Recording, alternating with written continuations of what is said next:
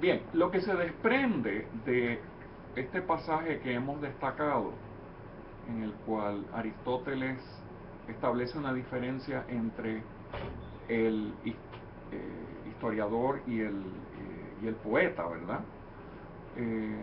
Es en buena medida la defensa de un tipo de verdad propiamente artística para la poesía. Es decir, frente a la verdad histórica existe otra verdad tan digna como la histórica, que sería una especie de verdad artística, ¿no? Esto en parte colinda con la noción de lo verosímil, ¿verdad?, que es una de las grandes armas que utiliza el pensamiento teórico, en buena medida para fundamentar su reflexión desde la época clásica hasta pleno siglo XX, ¿verdad? Hay un momento en el siglo XX, en la segunda mitad, que los teóricos estructuralistas publican todo un número de una revista muy importante sobre lo verosímil, la revista Comunicación, ¿no? Entonces lo que sucede es eso, ¿no? ¿Por qué es tan importante lo verosímil? Porque lo verosímil sería ese espacio de una verdad artística que caracteriza a la literatura y que no tiene necesariamente que sentirse menos o, vamos a decir, pobre frente a la verdad histórica.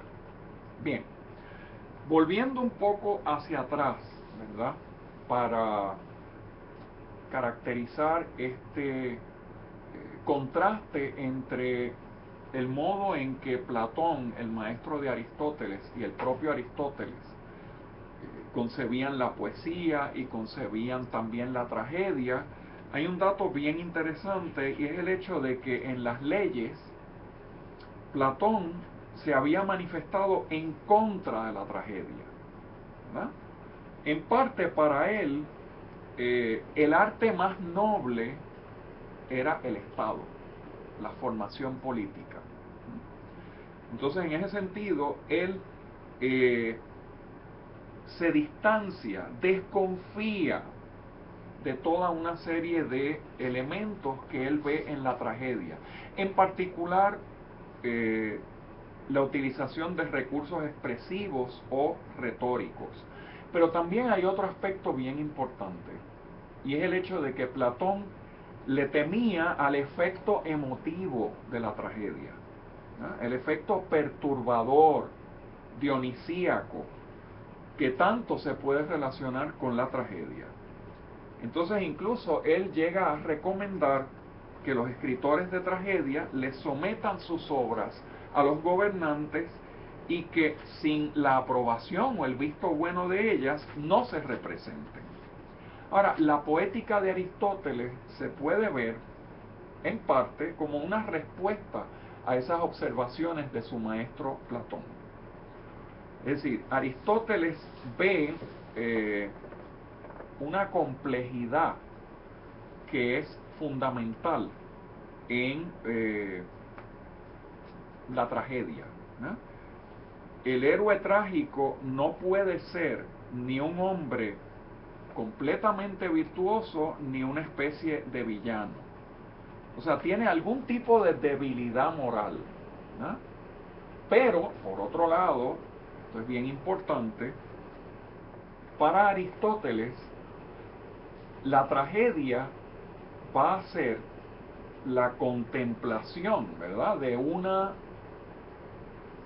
serie de acciones mediante las cuales los seres humanos que asistan a esa representación aprendan algo, ¿verdad?, se identifiquen y aprendan algo. Entonces ahí ya claramente está diferenciándose de los planteamientos de su maestro, o sea, de toda esa condena que llevó a cabo su maestro de la tragedia, ¿no? El concepto de catarsis o purificación, ¿no?, en buena medida supone una diferencia, ¿no?, frente a Platón, porque no supone, digamos, un conflicto entre arte y ética, sino que al contrario, el arte puede ayudar a crear un conocimiento, puede ayudar a crear, digamos, una sabiduría, y en ese sentido, pues no es lo que planteaba Platón. Hay que recordar algo bien importante, ¿no? Y es el hecho de que, pues en buena medida, lo que hace Aristóteles no está subordinado a, vamos a decir, una preocupación fundamentalmente metafísica, a la búsqueda de la verdad, a la búsqueda de un ideal, ¿no? Sino que Aristóteles está reflexionando acerca de algo muy concreto, que es un producto artístico, ¿no? La poesía en sí misma, las especies, las clases de poesía, la naturaleza de las partes, las reglas de sus construcciones, ¿verdad?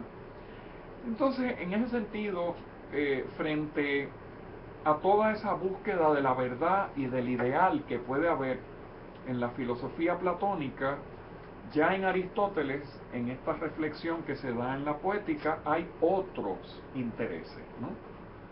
Que son muy, muy distintos, ¿no? Y esto se relaciona también con lo que es la filosofía de Aristóteles frente a la de su maestro, ¿verdad? A diferencia de Platón, en Aristóteles hay una valoración positiva del mundo empírico, del mundo visible. Y recuerden, por favor, que teatro, ¿verdad? Tiene como etimología el espacio donde se va a ver, ¿no? Y en ese sentido, a Aristóteles le interesan las cosas en sí, no necesariamente porque sean derivadas de una idea, ¿no? Así que la verdad artística, podríamos decir, él la va a encontrar y la va a rescatar en el mundo visible, ¿no? Esa es otra de las diferencias que podemos plantear entre Aristóteles y su maestro Platón, ¿no? Pero por supuesto, destacando que esta es una diferencia muy sutil,